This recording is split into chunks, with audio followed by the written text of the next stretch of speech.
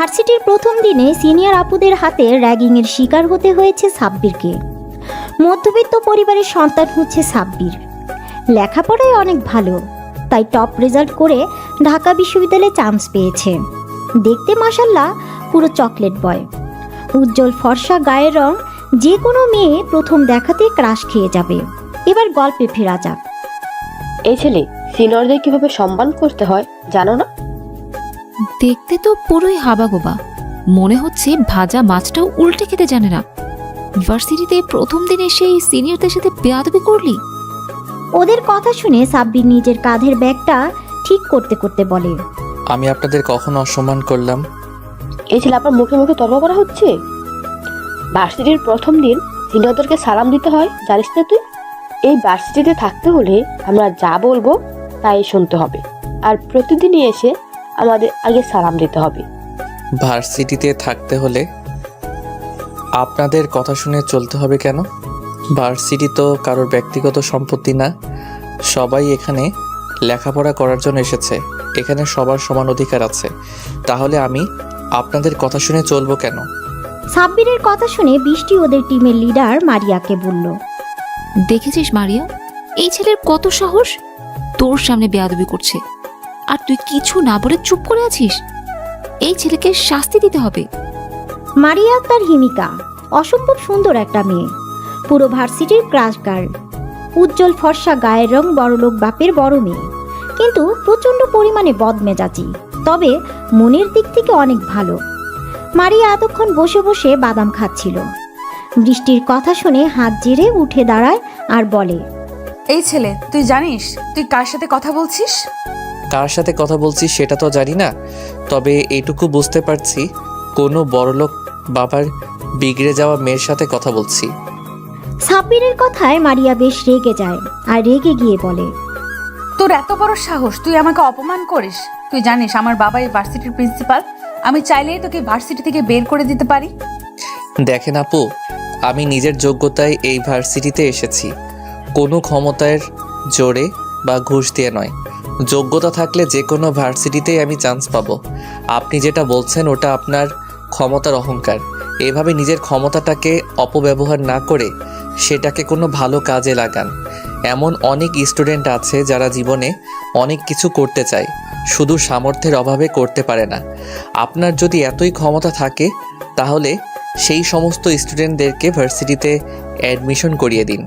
আমাদের মতো কিছু মধ্যবিত্ত ছেলেদের ভবিষ্যৎ এমন করে রাগের বশে নিজেদের খেয়াল খুশির জন্য নষ্ট না করে ওই সমস্ত গরিব পরিবারের ছেলেগুলোকে সাহায্য করুন। সাব্বিরের কথায় মারিয়া মুগ্ধ হয়ে ওর দিকে তাকিয়ে রইল। ছেলেটার কথাগুলো শুনে মারিয়া রাগ কখন যে পানি হয়ে গেছে সেটা নিজেও টের পায়নি। মারিয়া সাব্বিরের কথার মাঝেই এতটাই হারিয়ে গেছে যে ও কোনো কথাই বলছে না। মারিয়া কিছু বলছে না দেখে পাশ থেকে মারিয়ার বান্ধবী ছায়া বলল, এই ছেলে, তোর এই সমস্ত জ্ঞান তোর কাছে না, তো সাহস তো কম না। তুই আমাদের মারিয়ার মুখে মুখে কথা বলিস, তোকে তো আমি।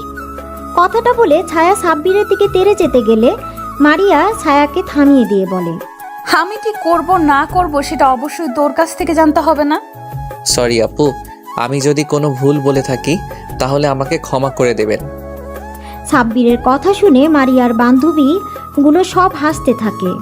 মারিয়া ওদেরকে থামিয়ে দিয়ে বলে, তোর ভুলের জন্য এখন একটাই শাস্তি, তোকে আমাদের এই 5 জনের সমস্ত অ্যাসাইনমেন্ট করে দিতে হবে। কিন্তু আপু, আমি কেন আপনাদের অ্যাসাইনমেন্ট করতে যাব? আমি আপনাদের অ্যাসাইনমেন্ট কিভাবে করব? এটা কিভাবে সম্ভব? এটা তো অন্যায়। আপনারা শুধু শুধু আমার উপরে অত্যাচার করছেন। তুই যদি আমাদের অ্যাসাইনমেন্ট না করে দিস তাহলে তোকে এই ভার্সিটি থেকে রাস্ট্রিকেট করিয়ে দিব। কিভাবে করবি সেটা তোর ব্যাপার। সম্ভব অসম্ভব এই প্রশ্নই আসে না, এটা তোর শাস্তি। আমরা কোনো অত্যাচার করিনি, তুই যে আমাদের সাথে এতক্ষণ বেয়াদবি করলি সেই ভুলের শাস্তি এটা। আর তোর সময়সীমা মাত্র 24 ঘন্টা। 24 ঘন্টার মধ্যে তোকে সমস্ত অ্যাসাইনমেন্ট কমপ্লিট করে ঠিক এই সময়ে কালকে আমাদের দিতে হবে। মারিয়ার কথাগুলো শেষ হলে ওর বান্ধবী বৃষ্টি অ্যাসাইনমেন্টের পেপারগুলো নিয়ে সাব্বিরের হাতে দেয়। তারপর ওরা চলে যায়। সাব্বির কি করবে বুঝে উঠতে পারছে না। মাত্র 24 ঘন্টার মধ্যে 5 জনের অ্যাসাইনমেন্ট ও কিভাবে কমপ্লিট করবে, তাও আবার ওর সিনিয়র ব্যাচের। যেগুলো কখনো না দেখেছে না করেছে। সাব্বির পেপারগুলো নিয়ে সোজা লাইব্রেরিতে চলে যায়।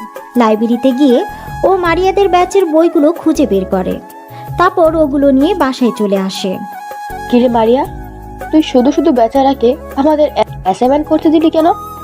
এগুলো তো আমরা আগেই কমপ্লিট করে রেখেছি, তাহলে আবার নতুন করে আমাদের অ্যাসাইনমেন্ট করতে দিলি যে? ফার্স্ট ইয়ারের স্টুডেন্ট সিনিয়র ব্যাচেলর অ্যাসাইনমেন্ট করতে দিয়েছে 24 ঘন্টার মধ্যে, তাও আবার 5 জনের অ্যাসাইনমেন্ট, যেটা করা অসম্ভব। কিন্তু ও এটা করার আপ্রাণ চেষ্টা করবে, কারণ ওর মতো ফকিন্নির বাচ্চার কোনো যোগ্যতা নেই ভার্সিটিতে থাকার।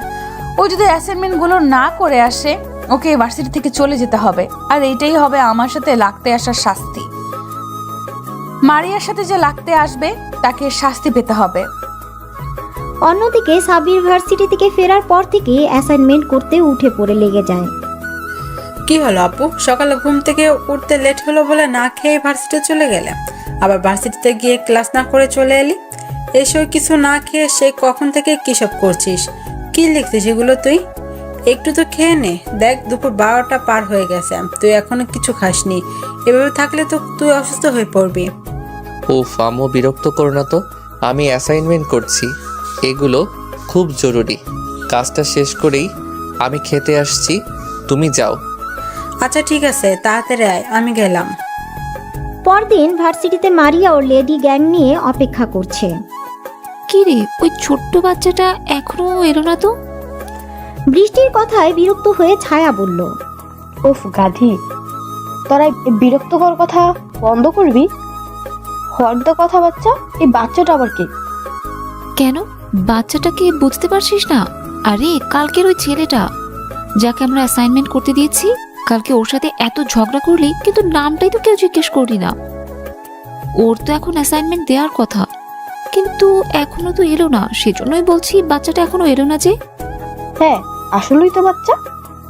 ছায়ার কথাটা শেষ করার আগেই সাব্বির ওদের সামনে এসে অ্যাসাইনমেন্টগুলো এগিয়ে দিয়ে বলল, আসসালামু আলাইকুম আপুরা, এই নিন আপনাদের অ্যাসাইনমেন্ট।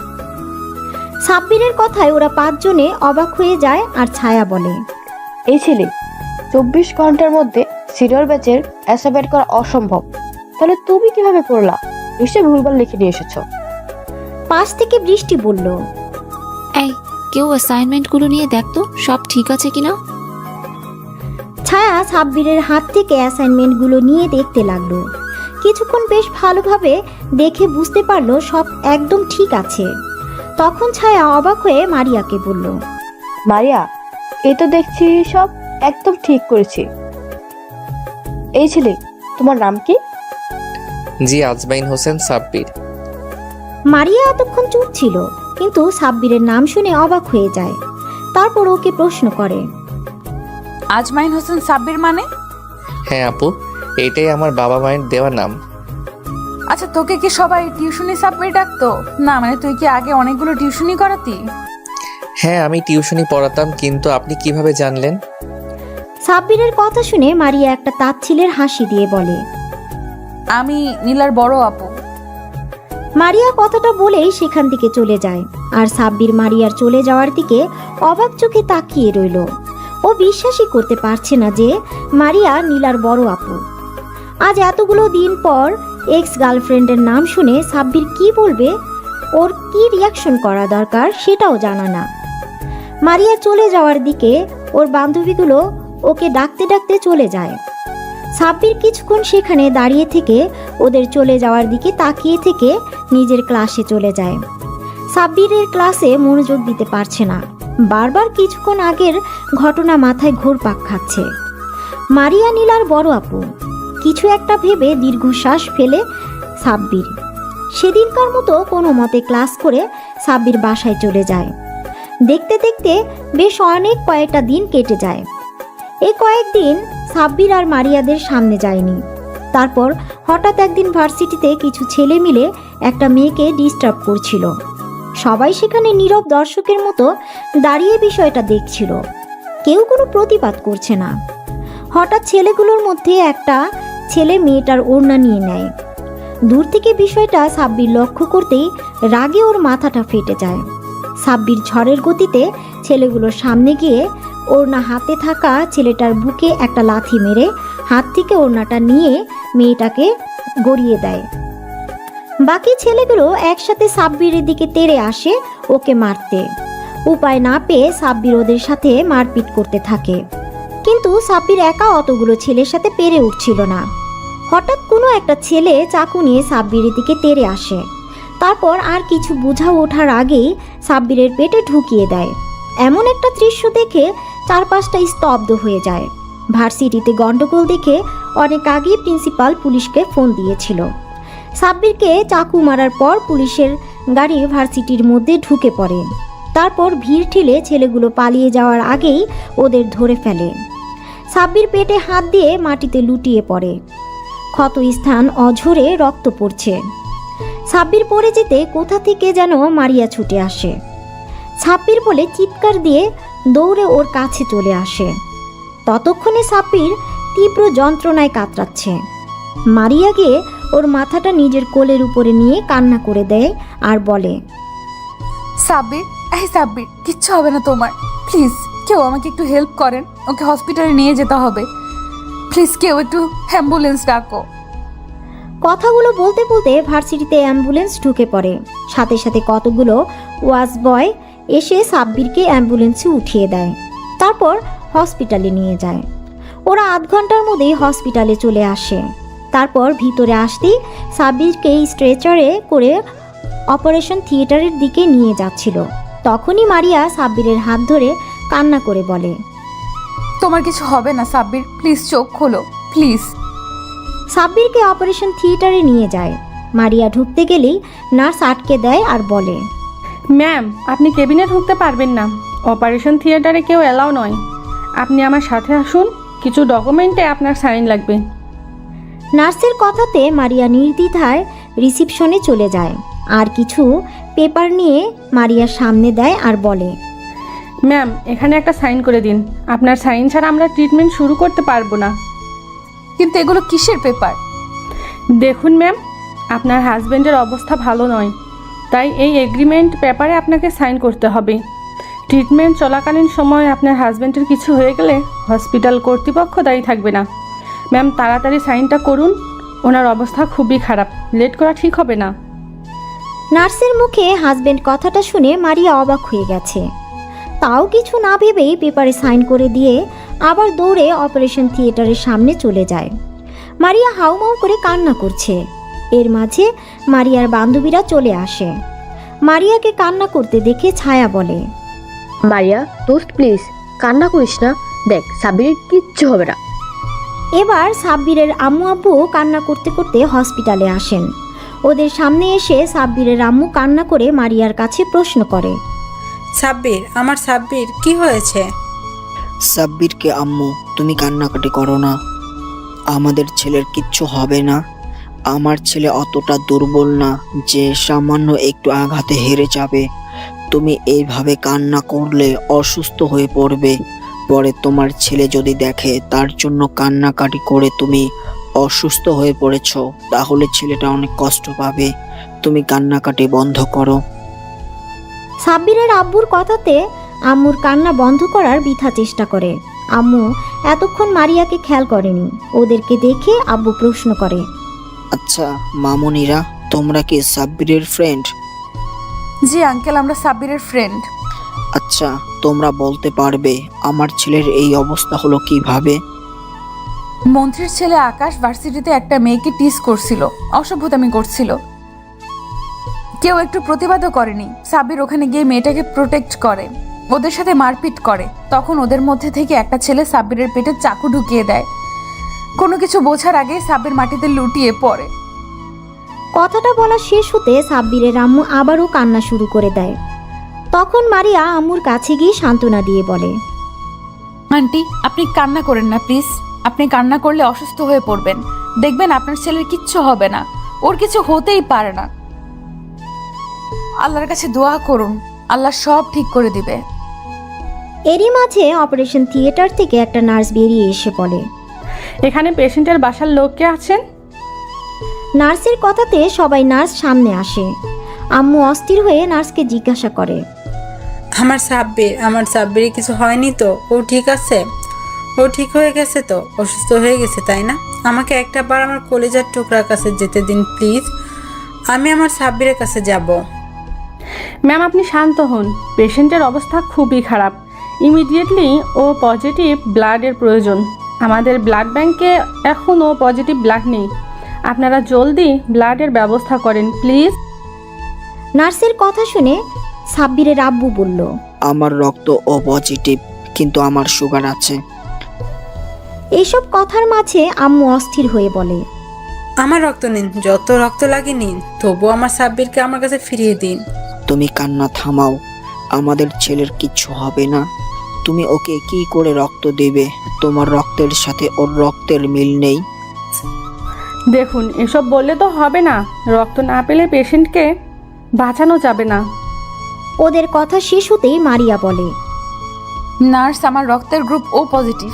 আমার সব কিছু নর্মাল। যত রক্ত লাগে আমার শরীর থেকে নিয়ে নিন। আপনি তাড়াতাড়ি ভিতরে আসুন। নার্স মারিয়াকে নিয়ে ভিতরে চলে যায়। শরীর থেকে 2 ব্যাগ রক্ত নেওয়া হয়। রক্ত দেওয়ার শেষে মারিয়া দাঁড়ানোর চেষ্টা করলে মাথা ঘুরে পড়ে যেতে নেয়। তখন নার্স ওকে ধরে শুয়ে দিয়ে বলে, আরে আরে আপনি উঠছেন কেন? শুয়ে কিছুক্ষণ রেস্ট নিন। নার্স বেরিয়ে গেলে সাব্বিরের আব্বু আম্মু মারিয়ার কেবিনে ঢুকে। আম্মু মারিয়ার সামনে বসে ওর একটা দুহাত হাতের মুঠোয় নিয়ে বলে, তুমি আজকে আমার ছেলের জন্য যা করলে এই ঋণ আমি কখনো শোধ করতে পারবো না মা। ছি ছি, আন্টি কি বলছেন এগুলো? এটা আমার কর্তব্য, এইভাবে বলবেন না। তোমার জন্য আজকে আমি আমার ছেলেকে ফিরে পেয়েছি। তোমার এই ঋণ আমি কিভাবে যে শোধ করব? এই মা, আন্টি কি বলছেন এগুলো? আমার কিচ্ছুর প্রয়োজন নেই। সাব্বির এখন সুস্থ আছে, তাতেই আমি খুশি। তুমি অনেক লক্ষ্যে একটা মেয়ে। তোমার কখনো যদি মনে হয় এই মায়ের থেকে কোনো কিছুর প্রয়োজন, তাহলে তুমি আমাকে অবশ্যই বলবে। আচ্ছা আন্টি। ওদের কথা শেষ হতে সাব্বিরের আব্বু মারিয়ার মাথার উপর হাত রেখে বলে, দোয়া করি মা, তুমি অনেক সুখী হও। আব্বুর কথায় মারিয়া মুচকি একটা হাসি দেয়। ওরা আরও কিছুক্ষণ কথা বলে। এর মাঝে নার্স এসে বলে সাব্বিরের জ্ঞান ফিরেছে। কথাটা শোনার সাথে সাথে মারিয়া ছুটে কেবিন থেকে বেরিয়ে সাব্বিরের কেবিনে চলে যায়। মারিয়ার এভাবে ছুটে যাওয়া দেখে সাব্বিরের আব্বু আম্মু অবাক হয়ে তাকিয়ে থাকে, কিন্তু বিষয়টা নিয়ে খুব একটা ভাবে না। তারপর ওরা সবাই সাব্বিরের কেবিনে গিয়ে দেখে ও মিটমিট করে তাকাচ্ছে। মারিয়া গিয়ে সাব্বিরের পাশে বসে। ওর একটা হাত হাতের মধ্যে নিয়ে বলে, তোমার এখন কেমন লাগছে? সাব্বির চোখ খুলে মারিয়াকে পাশে দেখে অবাক হয়ে যায়। পরক্ষণে আবার চারপাশে তাকিয়ে দেখে মারিয়ার বান্ধবী সহ ওর আব্বু আম্মু সেখানে দাঁড়িয়ে আছে। সাব্বিরের আব্বু আম্মুর দিকে তাকাতেই ওরা কাছে এসে দাঁড়ায়। আম্মু সাব্বিরের অন্য হাত ধরে কান্না করে দেয় আর বলে, তাকে কতবার বলেছি এসব মারপিট আর ঝামেলার মধ্যে জড়াবি না। তুই কখনো আমার কথা শুনবি না, সব সময় মারপিটের ভেতরে থাকবি। আজকে যদি তোর কিছু হয়ে যেত তাহলে আমাদের কি হতো? আমরা কি নিয়ে বাঁচতাম? তুই ছাড়া আমাদের আর কি আছে বল? আজকে যদি এই মেয়েটা না থাকতো, তোকে আমি কখনোই ফিরে পেতাম না। সাব্বিরের আম্মুর কথা শুনে মারিয়ার দিকে তাকায় আর প্রশ্ন করে, আম্মু কি বলছো তুমি এগুলো? আমি তো কিছুই বুঝতে পারছি না। উনি আমাকে বাঁচিয়েছে মানে? মেয়েটাই তোকে হাসপাতালে এনেছে, আমার 2 ভাগ রক্ত দিয়ে আজকে তোকে বাঁচিয়েছে। ওই তো তোকে হাসপাতাল নিয়ে এসেছে। আজকে যদি ও না থাকতো তাহলে কি যে হতো ভাবাই যাচ্ছে না। এটা ভাবতে আমার অন্তরাত্মা কেঁপে উঠছে। এরপর থেকে তুই কখনো যদি মারপিটে করিস তাহলে আমাকে আর কখনো আম্মু বলে ডাকবি না। তুই আজকে আমাকে কথা দে, তুই আর কখনো মারপিটের ভিতরে যাবি না। ওর আম্মুর কথা শুনে মারিয়ার দিকে তাকায় আর ওর আম্মুকে উত্তর দেয়, আম্মু, আমি কথা দিলাম আর কখনো মারামারি ভিতরে যাব না। ওদের কথা শেষ হতে মারিয়া সাব্বিরের আম্মুকে বলে, আন্টি আপনি সাব্বিরের কাছে থাকেন, আমি বাসায় গেলাম। বাসায় ফিরতে লেট হলে আব্বু অনেক টেনশন করবে। আচ্ছা মা, তুমি যাও। আর হ্যাঁ, কখনো যদি কিছু সাহায্যের প্রয়োজন হয় তাহলে অবশ্যই আমাকে বলবে। আম্মুর কথার পরিবর্তে মারিয়া মুচকি একটা হাসি দেয়। তারপর চলে যাওয়ার সময় মারিয়ার বান্ধবীগুলো সবাই সাব্বিরের সাথে কথা বলে যায়। সবাই চলে যেতেই সাব্বির কিছু একটা ভেবে মুচকি একটা হাসি দেয়। আব্বু আম্মু ওকে এমন করে হাসতে দেখে ভ্রু কুঁচকে জিজ্ঞাসা করে, কি হলো আব্বু, তুই হাসছিস কেন? না না, কিছু না তো, এমনি। আচ্ছা আব্বু, একটা কথা জিজ্ঞেস করব? আম্মু, তুমি আমাকে কিছু জিজ্ঞেস করবে, তার জন্য পারমিশন নিতে হবে?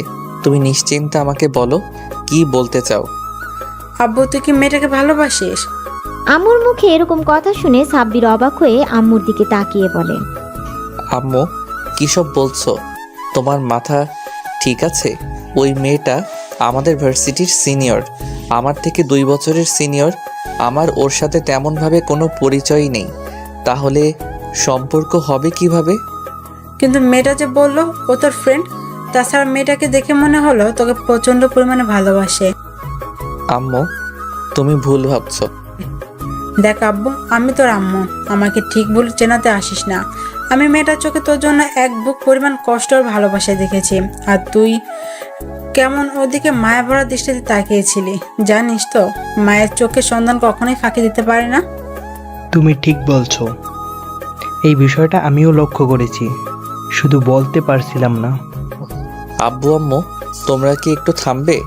আমাকে তোমরা কিছু বলার সুযোগই দিচ্ছ না। তোমরা যে মেয়েটাকে নিয়ে এত আকাশ পাতাল চিন্তা করছো, জানো মেয়েটাকে?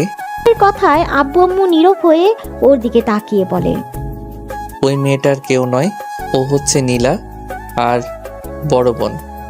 সাব্বিরের মুখে নীলা নামটা শুনে আব্বু আম্মু অবাক হয়ে গেল। নীলার বড় আপু যে এই মেয়েটা মানে মারিয়া, সেটা শুনে আরো অবাক হয়ে গেল। আব্বু আম্মু অনেকক্ষণ চুপ করে সাব্বিরের মুখের দিকে তাকিয়ে রইল। তারপর নীরবতা ভেঙে আম্মু বলল, নীলা মানে সে পিচ্ছি মেয়েটা যাকে তুই টিউশনে পড়াতে যেতি? এই মেয়েটা নীলার বড় বোন, কিন্তু এর সাথে তো নীলা কোনো মিল নেই। সাব্বির ওর আম্মুর কথায় বিরক্ত প্রকাশ করে বলে, আম্মু, তোমার কি মাথা খারাপ হয়ে গেছে? ওরা কি যমজ নাকি একই রকম দেখতে হবে? উফ, তুই একটা মাথা মোটা। আমি কি চেহারা মিলা কথা বলেছি নাকি?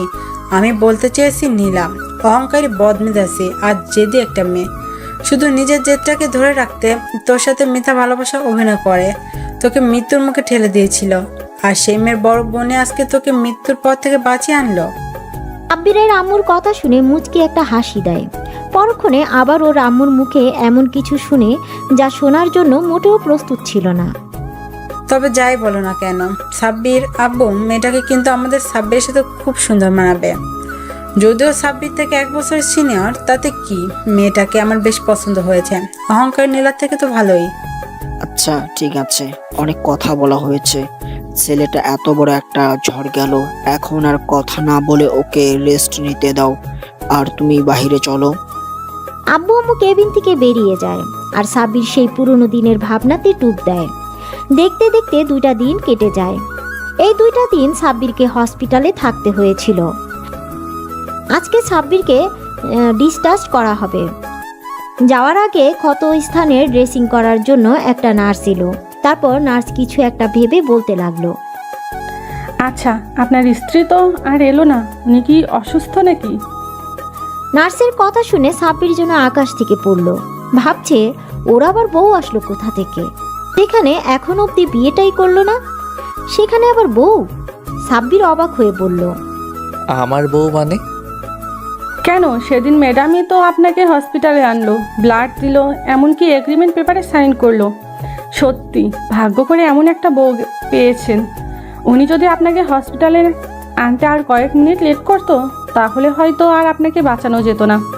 তাছাড়া ম্যাডাম যে পরিমাণে কান্না করেছে আপনি ভাবতেও পারবেন না। যতক্ষণ আপনার ট্রিটমেন্ট হয়েছে ততক্ষণ উনি পাগলের মতো কান্না করেছে। আপনার জন্য যে পরিমাণে পাগলামি করছিল তাতে তো স্পষ্ট বোঝা যায় উনি আপনার স্ত্রী আর আপনাকে প্রচণ্ড পরিমাণে ভালোবাসে। নার্সের কথা শুনে সাব্বিরের অবাকের উপর অবাক হচ্ছে। ভাবতেই পারছে না ওরই এক্স গার্লফ্রেন্ডের বড় বোন নাকি ওর জন্য কান্না করেছে, এমনকি ওর জন্য এত কিছু করেছে। সাব্বিরের মনে এখন একটা প্রশ্নই ঘুরপাক খাচ্ছে, আর সেটা মারিয়া ওর জন্য এত কিছু কেন করেছে। তাহলে কি আম্মু যেটা বলল সেটাই সত্যি? কিন্তু সেটা কিভাবে সম্ভব? সাব্বির বারবার নিজেকে প্রশ্ন করছে। নার্সের ড্রেসিং করা হয়ে গেলে চলে যাচ্ছিল, কিন্তু কিছু একটা মনে করে আবার ফিরে এসে বলল, আর হ্যাঁ, দোয়া করি আপনারা দুজন অনেক সুখী হন। জানেন তো, লাইফ পার্টনার হিসেবে এমন কাউকে পাওয়াটা অনেক ভাগ্যের ব্যাপার। তাকে সবসময় ভালোবাসার মানুষটাকে আগলে রাখবেন। সাব্বিরকে ডিসচার্জ করা হলে ও আব্বু আম্মুর সাথে বাসায় ফিরে আসে।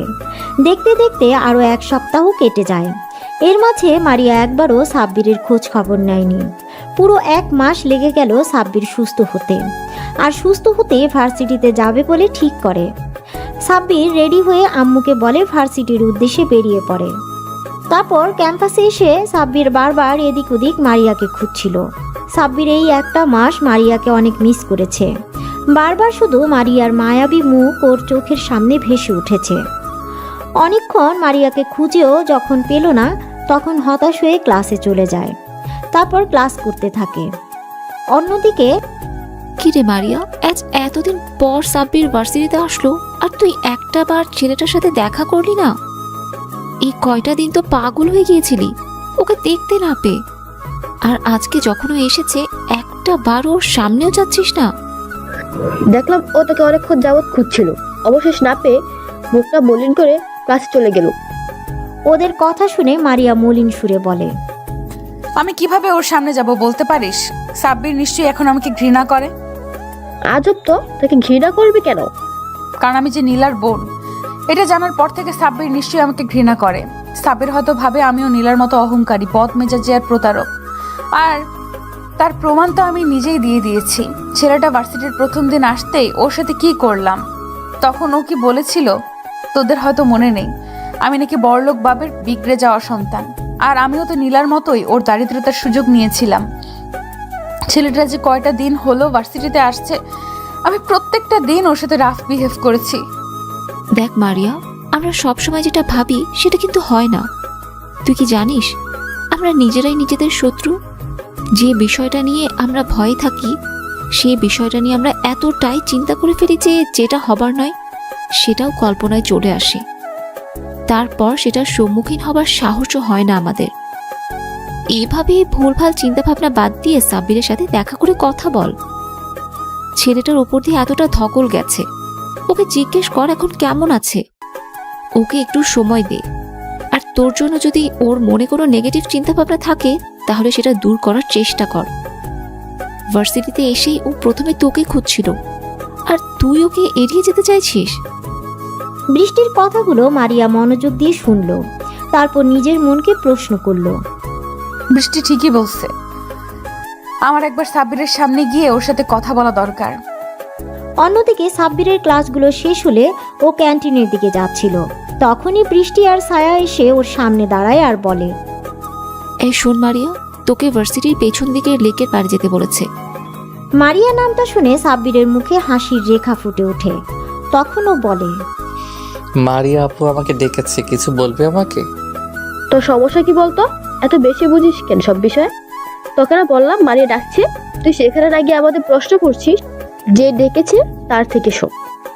সাব্বির আর এক মুহূর্ত সেখানে না থেকে ওখান থেকে ছুটে ভার্সিটির পেছনের দিকে লেকের পাড়ে চলে আসে। আসতেই খেয়াল করে মারিয়া একটা বেঞ্চে বসে আছে। মারিয়ার কোমর ছাড়িয়ে লম্বা চুলগুলো এলোমেলো বাতাস অবাধ্য বিচরণ করছিল। এতদিন পর মারিয়াকে দেখে সাব্বির একটা ঘোরের মধ্যে চলে যায়। ও গুটি গুটি পায়ে হেঁটে মারিয়ার পাশে গিয়ে বসে পড়ে। এতগুলো দিন পর সাব্বিরকে দেখে মারিয়ার ভেতরে অজানা শিহরণ খেলে গেল। মারিয়ার বুকের মাঝে নীল সমুদ্রের উথাল পাথাল ঢেউ বইতে শুরু করলো। মারিয়া লজ্জা মিশ্রিত এক চাহনিতে সাব্বিরের দিকে তাকায়। দেখে সাব্বির একটা ঘোর লাগা দৃষ্টিতে ওর দিকে তাকিয়ে আছে। সাব্বিরের নেশালো চাহনিতে মারিয়ার লজ্জাটা বেড়ে দ্বিগুণ হয়ে গেল। মারিয়া লজ্জা পেয়ে চোখ জোড়া নামিয়ে নিয়ে হালকা কাশি দেয়। কাশির আওয়াজে সাব্বিরের ঘোর কাটে আর আমতা আমতা করে বলে, মানে না, আসলে কেমন আছেন আপু? মারিয়া লজ্জা পেলেও সাব্বিরের মুখে আপু ডাকটা কেন জানি সহ্য করতে পারল না। মারিয়া রেগে আগুন হয়ে গেল আর বলল, ওই কুত্তা, বান্দর, বিলাই, হনুমান, হাতি, গন্ডার, মাথা মোটা, খাটাস, উল্লুক, ফাল্লুক, আমি তোর কোন জন্মের আপু? এমন ভাবে আপু বলছিস যেন আমি তোর মায়ের পেটের আপু। খবরদার, আর কখনো যদি আমাকে আপু বলে ডেকেছিস তাহলে তোর খবর করে ছেড়ে দেব, কুত্তা, বলে রাখলাম। মারিয়ার আগে ফুঁসতে লাগলো। সাব্বির আবুলের মতো মারিয়ার রাগী চেহারার দিকে তাকিয়ে ভাবতে লাগলো, আপু, আপনি তো আমার 2 বছরের সিনিয়র, তাহলে আপনাকে আপু ডাকবে না তো কি ডাকবো? কি বলে ডাকবি মানে? আমার একটা সুন্দর নাম আছে, তুই জানিস না? এখন থেকে আমার নাম ধরে ডাকবি। আর কি আপনি আপনি লাগিয়ে রেখেছিস? হ্যাঁ, কিন্তু আপনি তো আমার থেকে বড়, আপনার নাম ধরে ডাকলে সবাই বিষয়টা কিভাবে নিবে? আর আপনি বলে না ডাকলে সেটা তো বেয়াদবি হয়ে যাবে। আপনি না বলেছিলেন আপনাদেরকে সম্মান দিয়ে কথা বলতে, আমি তো এখন সেটাই করছি। তাহলে এত অভিযোগ কেন? একবার বলেছি শুনতে পাসনি? আমি বলেছি মানে তুই আমার নাম ধরেই আর তুমি করেই ডাকবি। মারিয়া বলেই কিছুক্ষণ চুপ করে থেকে তারপর নিজেকে বেশ স্বাভাবিক করে শান্ত গলায় বলল। এখন কেমন আছো তুমি? মারিয়ার মুখে তুমি ডাকটা শুনে সাব্বিরের ভেতরে মৃদু বাতাস বয়ে গেল। তারপরও বলল, আলহামদুলিল্লাহ ভালো আছি, আপনি কেমন আছেন? সাব্বিরের মুখে আবার আপনি ডাক শুনে মারিয়া রাগী চোখে তাকিয়ে সাব্বির আমতা আমতা করে বলল, আপনাকে তুমি ডাকতে সময় তো লাগবেই। আমি সবাইকে আপনি করে ডাকতে অভ্যস্ত, তাই তুমি ডাকটা সহজে আসে না। সাব্বিরের ভয়ার্ত চেহারা দেখে মারিয়া একটু মুচকি হাসে। তখনও জিজ্ঞাসা করে, আচ্ছা, তোমাকে একটা কথা বলবো, যদি কিছু মনে না করো। কি কথা বলো? আর মনে করার কি আছে? আমি তোমার কোনো কথাতেই কিছু মনে করব না, তুমি নির্দ্বিধায় বলো। তুমি তো নীলার আপু, অথচ নীলার স্বভাবের সাথে তোমার কোনো মিল নেই। দুজনে দুই মুদ্রার উল্টো পিঠ। তুমি এতটা আলাদা কেন? এই প্রশ্নটা আমার মনে বারবার ঘুরপাক খাচ্ছে। এর জন্য তুমি এতটা ভয় পাচ্ছিলে? তবে হ্যাঁ, তুমি কথাটা ঠিক বলেছ। আমি আর নীলা দুজনেই দুই রকম। নীলার সাথে আমার কোনো মিল নেই। নীলার অতিরিক্ত অহংকার করত। ওর এই অহংকার আর জেদের জন্যই হয়তো ওকে শাস্তি পেতে হয়েছে। শাস্তি পেয়েছে মানে? কি বলছো তুমি? আমি তো কিছুই বুঝতে পারছি না। নীলা তোমার সাথে যেটা করেছে ঠিক এইরকম ভাবে আরো অনেক ছেলের সাথে এইরকম করেছে। কিন্তু ওই যে কথায় আছে না, পাপের খরা পূর্ণ হয়ে গেলে পাপের শাস্তি হবেই হবে। নীলার এমন কাজে অনেক ছেলেই ওর উপর ক্ষিপ্ত ছিল। তারপর ও যখন মন্ত্রীর ছেলে আকাশের একটা ফ্রেন্ডের সাথে ঠিক একইভাবে গেমের অভিনয় করে, তখন আকাশ অনেক ক্ষিপ্ত হয়ে যায়। এরপর একদিন নীলাকে জোর করে তাকে তুলে নিয়ে গিয়ে ধর্ষণ করে মেরে ফেলে। মারিয়ার এমন কথা শুনে সাব্বিরের পুরো পৃথিবী যেন থমকে গেছে। ও বিশ্বাসই করতে পারছে না নীলা আর নেই। আপনাদের সবার মনে হয়তো প্রশ্ন থাকতে পারে, সাব্বিরের সাথে কি এমন করেছিল নীলা? আসুন তবে আপনাদের সব ঘটনা খুলে বলি। সাব্বির মধ্যবিত্ত পরিবারের ছেলে। সাব্বিরের আব্বু হঠাৎ অসুস্থ হয়ে পড়ায় সেই মুহূর্তে সাব্বিরকে পরিবারের হাল ধরতে হয়েছিল। নীলা ছিল সাব্বিরের প্রথম ছাত্রী। সাব্বির প্রথম থেকেই নীলাকে অনেক স্নেহ করত, কিন্তু নীলার কাছে সেগুলো বিরক্ত লাগত। তারপরে নীলার আব্বু আম্মু সাব্বিরের প্রতি অতিরিক্ত কেয়ার আর ভালো মানসিকতা দেখে নীলা রাগে, হিংসায় আর জেদের জন্য সাব্বিরের সাথে ভালোবাসার নাটক করে। সাব্বির যখন ওর প্রেমের প্রস্তাবে রাজি হচ্ছিল না, তখন নীলা সুইসাইডের নাটক করছিল। ফলস্বরূপ সাব্বিরকে বাধ্য হয়ে রাজি হয়ে যেতে হয়েছিল। তারপরও সাব্বির ওদের সম্পর্কটা নিয়ে খুবই দ্বিধায় ছিল, কারণ নীলা খুবই ছোট ছোট ড্রেস পরতো আর নাইট ক্লাবে গিয়ে অন্য ছেলেদের সাথে পার্টি করতো, ড্রিঙ্কস করতো। এক কথায় নীলার এরকম চলাফেরা সাব্বিরের মোটেও পছন্দ ছিল না। কিন্তু সাব্বির মানা করলে নীলা ওকে অনেক কথা শুনিয়ে দিত। তারপর একদিন রাতে সাব্বির টিউশনি শেষ করে বাসায় ফেরার পথে দেখে একটা গাড়ির মধ্যে একটা মেয়ে আর একটা ছেলে অন্তরঙ্গ অবস্থায় আছে। সাব্বির দেখেও এড়িয়ে যাচ্ছিল। ঠিক সেই সময় গাড়ির ভেতর থেকে মেয়েটার খুবই বিশ্রী একটা আওয়াজ শুনতে পায়। সাব্বিরের কেন জানি ভয়েসটা খুবই চেনা চেনা লাগছিল। তখনও গাড়ির জানালার কাছে গিয়ে দেখে নীলা একটা ছেলেকে কিস করছে। এসব দেখে সাব্বিরের মাথায় যেন আকাশ ভেঙে পড়ল। সাব্বির বিশ্বাসই করতে পারছিল না যে নীলা এরকম করবে ওর সাথে। নীলা খুবই বাজেভাবে চলাফেরা করলেও এটুকু সাব্বিরের বিশ্বাস ছিল যে ও কখনো এমন কাজ করতে পারে না। কিন্তু সেদিন ওকে এরকম অবস্থায় দেখে সাব্বিরের বলার ভাষা হারিয়ে ফেলেছিল। তারপর সাব্বির গাড়ির দরজায় টোকা দিতেই নীলা ছেলেটাকে ছেড়ে দিয়ে গাড়ির জানালা নামিয়ে দেখে সাব্বির দাঁড়িয়ে আছে। নীলা ড্রিঙ্কস করে পুরো মাতাল হয়ে আছে, ওর কোনো হুঁশই নেই। ও কি করছে জানে না। সাব্বিরকে দেখে নীলা মাতাল অবস্থায় বলে, এই ফকিন্নির বাচ্চা, ছোট লোকের বাচ্চা, তুই এখানে কি করছিস? চলে যা এখান থেকে। আমি আমার বেবির সাথে রোম্যান্স করছি, দেখতে পাচ্ছিস না? ছোট লোকের বাচ্চা। নীলার মুখে এমন কথা শুনে আর চোখের সামনে এসব দৃশ্য দেখে সাব্বির আর নিজেকে কন্ট্রোল করতে পারে না। সাব্বিরের চোখ দিয়ে দু ফোঁটা পানি গড়িয়ে পড়ে। সাব্বিরের চোখের কোণে জমে থাকা পানিটা মুছে নিয়ে চলে যায় আর নীলা ওকে বকা দিতে থাকে। ওই ঘটনার পর বেশ কয়েকটা দিন কেটে যায়। সাব্বির আর নীলার সাথে দেখা করেনি আর ওকে টিউশনিও পড়াতে যায়নি। সাব্বির যোগাযোগ করছে না দেখে নীলার মধ্যে কোনো চিন্তা ভাবনা নেই। নীলার আম্মু প্রতিদিনই সাব্বিরের খোঁজ করে সাব্বির কেন টিউশনি করাতে আসছে না। নীলার আম্মু সাব্বিরকে ফোন দিয়ে টিউশনি পড়াতে অনেক রিকোয়েস্ট করে। আর সেই মুহূর্তে সাব্বিরের টাকার প্রয়োজন ছিল আব্বু ট্রিটমেন্টের জন্য। সাব্বির বাধ্য হয়ে নীলাদের বাসায় যায়।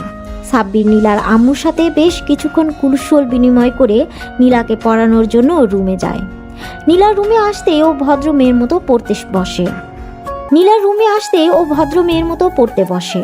পড়া শেষ হতেই যখনই সাব্বির চলে আসতে যাবে তখনই নীলা পেছন থেকে সাব্বিরের হাত ধরে বলে, কি হলো, তুমি চলে যাচ্ছ কেন? আর তুমি এই কদিন আমার সাথে কথা বলনি কেন? আমার খোঁজও নেওনি কেন বেবি? নীলার মুখে এই সমস্ত কথা শুনে সাব্বির তাচ্ছিলের একটা হাসি দিয়ে বলে, আমি বামন হয়ে চাঁদ ধরতে পারি না, তাই এই সম্পর্কটা আমার পক্ষে রাখা সম্ভব না। তাছাড়া তোমার তো প্রেমিকের অভাব নেই। তোমার শরীরের খিদে মেটানোর জন্য অনেকেই আছে, সেটা আমি সেদিন নিজের চোখেই দেখেছি। সেদিন গাড়িতে থাকো, আর কোনো কথা বলতে চাই না। ভালো থাকবে তুমি। সাব্বিরের এরকম কথা শুনে নীলা বুঝতে পারে ওর সবটা সাব্বির জেনে গেছে। তারপরও নীলার রাগ হচ্ছে, ওর মতো 2 টাকার একটা ফকিন্নির বাচ্চা ওকে তেজ দেখিয়ে কথা বলছে, ওকে রিকোয়েস্ট করছে। বিষয়টা নীলা কিছুতেই মেনে নিতে পারেনি, তাই বলতে লাগলো, এই তোর এত বড় সাহস, তুই এই নীলাকে রিজেক্ট করছিস। এরপর যেটা হবে এর জন্য তুই দায়ী থাকবি। নীলার কথা শুনে সাব্বির বলে, আপনি তো আমার অনেক বড় উপকার করেছেন। এরপর থেকে হয়তো দ্বিতীয়বার আর কাউকে বিশ্বাস করতে পারবো না। আমার ভাগ্যে যেটা আছে সেটা হবেই। আপনাদের সামান্য কথায় আমার কিছু যায় আসে না। ভালো থাকবেন, আর ধন্যবাদ সব কিছুর জন্য। সাব্বির বাসা থেকে বেরিয়ে পড়ে আর যাওয়ার আগেই নীলার আম্মুকে বলে ও আজ থেকে নীলাকে পড়াতে আসবে না। নীলার আম্মু বারবার ওকে জিজ্ঞাসা করলেও সাব্বির কিছু না বলেই চলে যায়। তারপর 2-3 দিন পর সাব্বির টিউশনি পড়িয়ে বাসায় আসছিল। ঠিক সেই মুহূর্তে একটা মেয়ে সাব্বিরের সামনে এসে বলে, ভাইয়া প্লিজ হেল্প করেন, প্লিজ ভাইয়া, আমার বান্ধবীকে কিছু ছেলে তুলে নিয়ে গেছে। মেয়েটির কথা শুনে সাব্বির বলে, ভয় পেও না আপু, আমি হেল্প করব তোমাকে। ওরা কোনো দিকে নিয়ে গেছে, আমাকে বলো। কথাগুলো বলে মেয়েটা সাব্বিরকে নিয়ে একটা পুরাতন গোডাউনের দিকে নিয়ে যায়। তারপর সেখানে যেতেই সাব্বির অবাক হয়ে যায়, কারণ গোডাউনের ভিতরে কেউ ছিল না। ভেতরে আসতেই মেয়েটা খুব বিশ্রীভাবে হাসতে থাকে। কি হলো আপু, তুমি এভাবে হাসছো কেন? এখানে তো কেউ নেই। আর তুমি না বললে তোমার বান্ধবীকে কারা এখানে নিয়ে আসছে?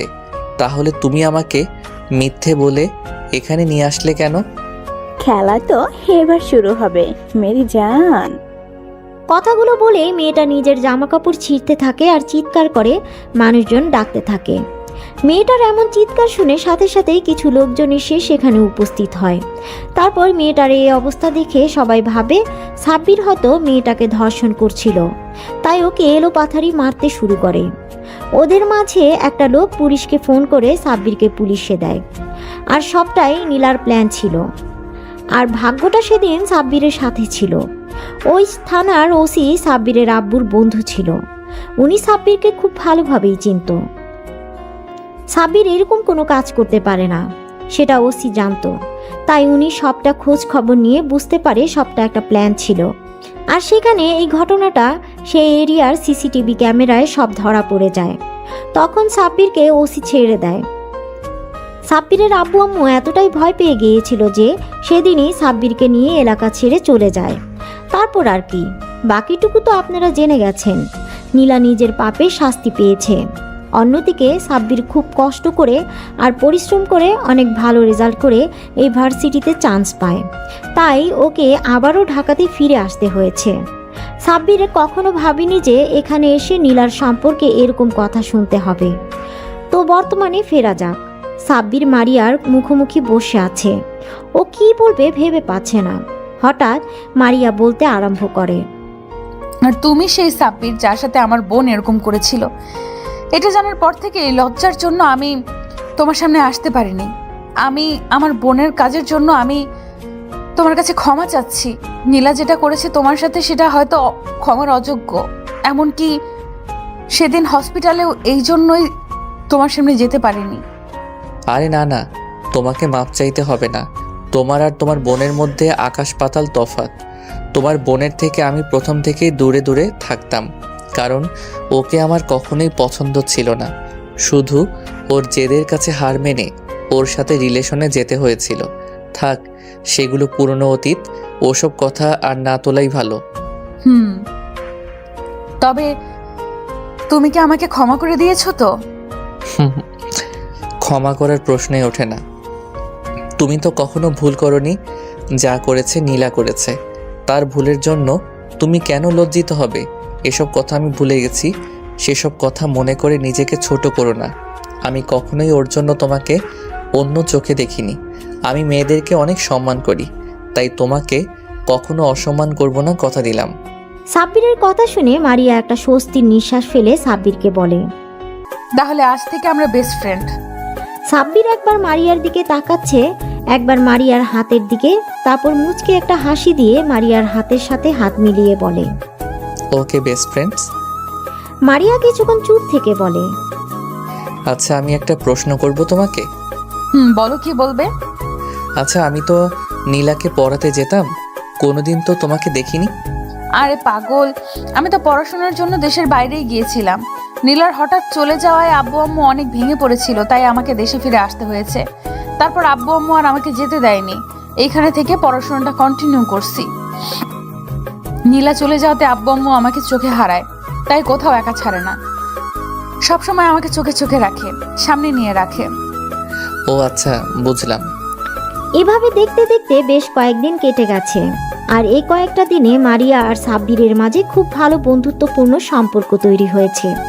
মারিয়া ধীরে ধীরে সাব্বিরের প্রতি অনেক দুর্বল হয়ে পড়েছে। মারিয়া এখন সাব্বিরকে ছাড়া কিছুই কল্পনা করতে পারে না। তারপরও সাব্বিরকে নিজের মনের কথা বলতে পারে না। এভাবে হঠাৎ একদিন সাব্বিরের ক্যান্টিনের দিকে যাচ্ছিল। ঠিক সেই সময় কোথা থেকে একটা মেয়ে সাব্বিরের বলে চিৎকার করে ছুটে এসে ওকে জড়িয়ে ধরে। মেয়েটার এমন কর্মকাণ্ডে সাব্বির তাল সামলাতে না পেরে 2 কদম পিছিয়ে যায়। তারপর নিজেকে সামলে নিয়ে জড়িয়ে ধরা মেয়েটিকে দেখার চেষ্টা করে, কিন্তু মেয়েটার মুখ দেখতে পাচ্ছে না, কারণ মেয়েটা ওর বুকে মুখটা গুজে রেখেছিল। সাব্বির মেয়েটাকে জোরে করে সরিয়ে নিয়ে দেখে এটা আর কেউ না, ওর কাজিন তিন্নি। তিন্নিকে দেখে সাব্বির ভুরু কুচকে তাকায়।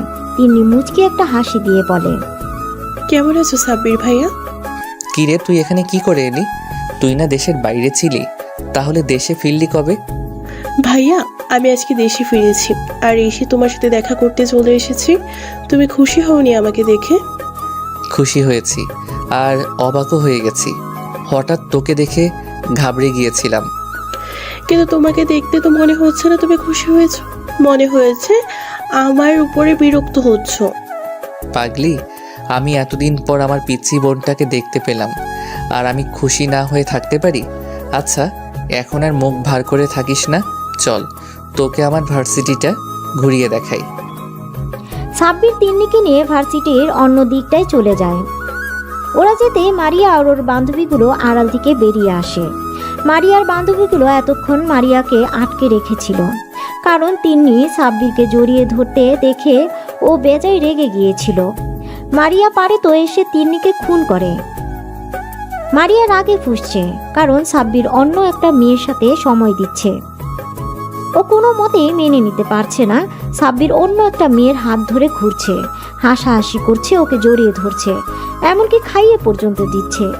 মারিয়া আরেক মুহূর্ত যদি এখানে থাকে তাহলে তন্নিকে ভস্ম করে দিবে।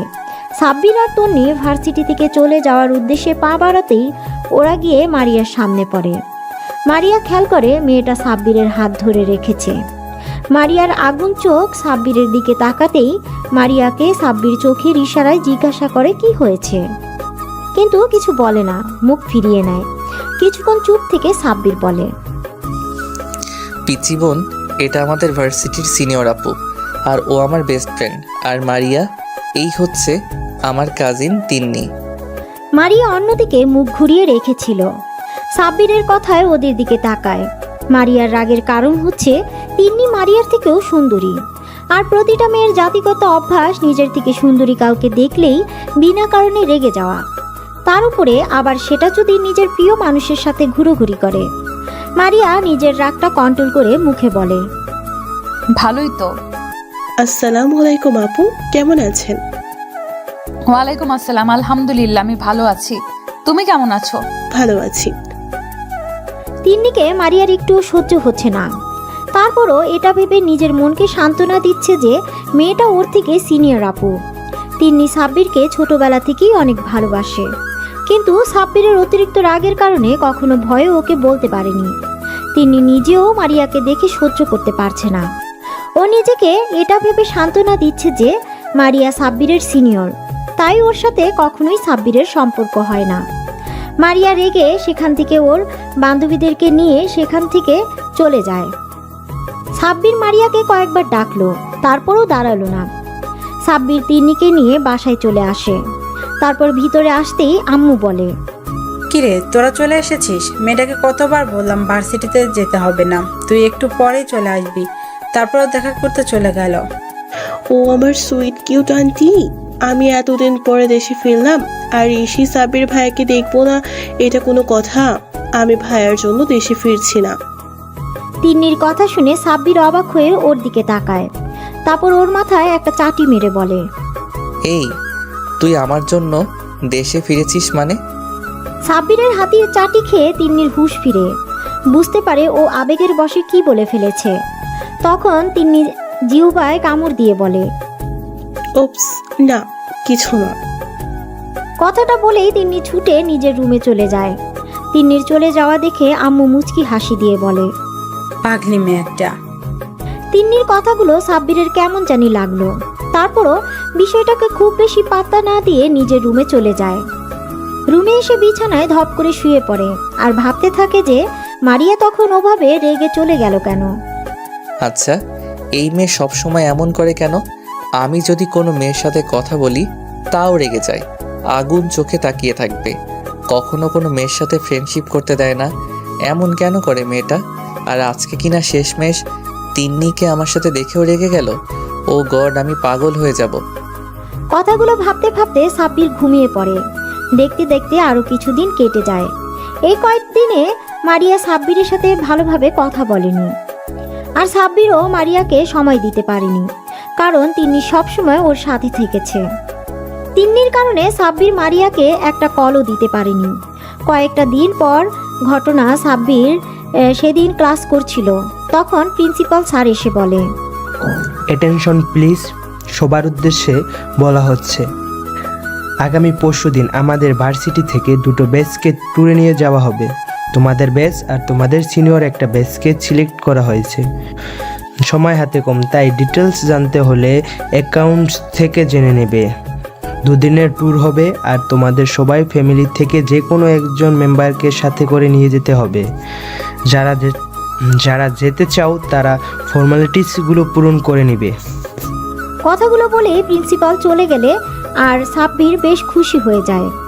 ক্লাস শেষ করে সাব্বির বাইরে আসতেই মারিয়া ওর সামনে আসে আর জিজ্ঞাসা করে, সাব্বির, তুমি কি ট্যুরে যাচ্ছ? হ্যাঁ যাব তো, কেন তুমি যাবে না? হ্যাঁ, আমিও যাব। মারিয়া বেশ কিছুক্ষণ চুপ থেকে ওর না আঙুলে পেঁচাতে পেঁচাতে আমতা আমতা করে বলল, আসলে মানে না, ওই হয়েছে কি, এমন সাপের মতো মোচড়ামোচড়ি করছো কেন? কি বলবে বলো? আমি কি কখনো তোমাকে কোনো বিষয়ে বকা দিয়েছি যার জন্য এমন ভয় পাচ্ছ বলতে? না মানে তোমার পাশের সিটটা আমার জন্য রাখবে, অন্য কাউকে বসতে দিবে না। মারিয়া কথাটা বলেই লজ্জা পেয়ে মাথা নিচু করে নেয়। এই সামান্য বিষয় নিয়ে তুমি এমন আমতা আমতা করছো, এতে এত সংকোচ করার কি আছে? তুমি আমার ফ্রেন্ড, তুমি আমার পাশে বসতেই পারো। সাব্বিরের কথা শুনে মারিয়া বেশ খুশি হয়ে যায় আর খুশির ঠেলায় হুট করে সাব্বিরকে জড়িয়ে ধরে গালে কিস করে দেয়। মারিয়ার কর্মকাণ্ডে সাব্বিরের চোখ বড় বড় করে মারিয়ার দিকে তাকায়, আর তাতেই মারিয়া লজ্জা পেয়ে যায়। বুঝতে পারে কি করেছে। অতিরিক্ত খুশিতে এমন একটা কাজ করে ফেলেছে, কিন্তু এখন সাব্বিরকে কিভাবে বোঝাবে? মারিয়া লজ্জা পেয়ে দৌড়ে সেখান থেকে পালিয়ে যায়, আর সাব্বির ওদিক এদিক তাকিয়ে মাথা চুলকাতে চুলকাতে মুচকে একটা হাসি দিয়ে চলে যায়। দুদিন পর সাব্বির ট্যুরে যাওয়ার জন্য বাসে উঠে সিটে বসে আসে। সাব্বির আজকে মন খারাপ। আচ্ছা, আপনারা হয়তো ভাবছেন কেন ওর মন খারাপ, সবই বুঝতে পারবেন।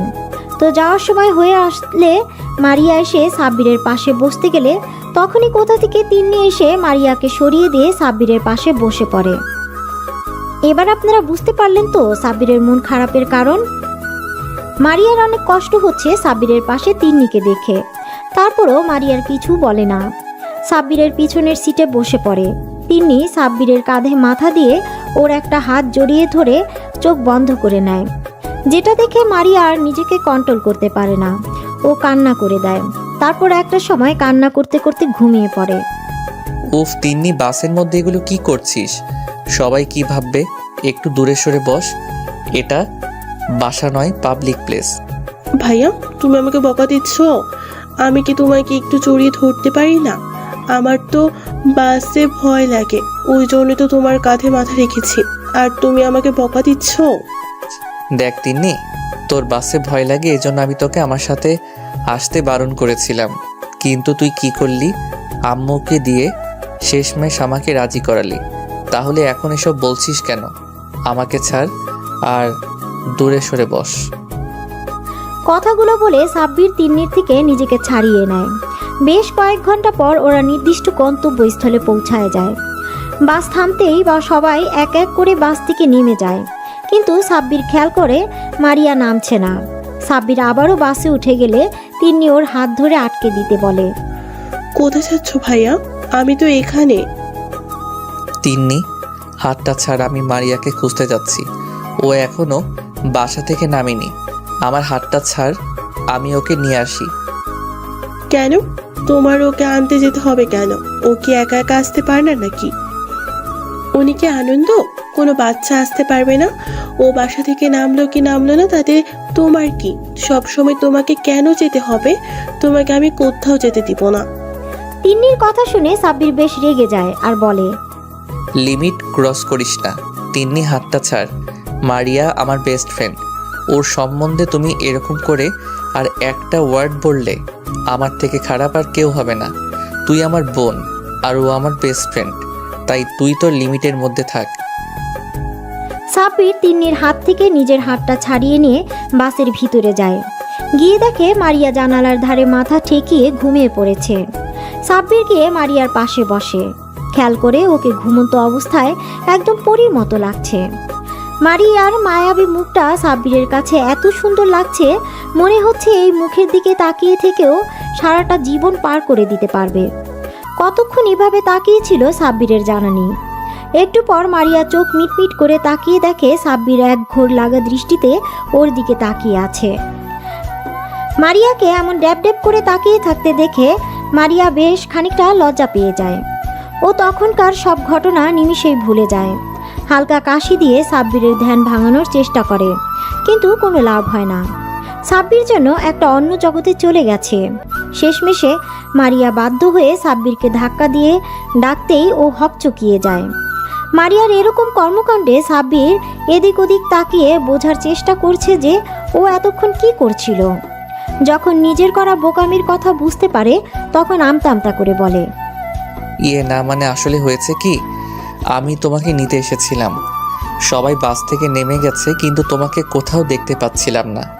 তাই ভাবলাম বসে আছো আর এসে দেখি তুমি ঘুমাচ্ছ, তাই তোমাকে জাগানোর ইচ্ছা হয়নি, সেজন্যই অপেক্ষা করছিলাম। আচ্ছা তাই বুঝি। তো আমার ঘুম যেন হাওয়া ভাঙে, সেজন্য কি তুমি নিজেও ঘুমিয়ে গেছো? আমি কখন থেকে তোমাকে ডাকছি আর তুমি অন্য জগতে চলে গেছো? মারিয়ার কথা শুনে সাব্বির মাথা চুলকাতে চুলকাতে বলে, না ওই আর কি একটু একটু। সাব্বিরের কথাতে মারিয়া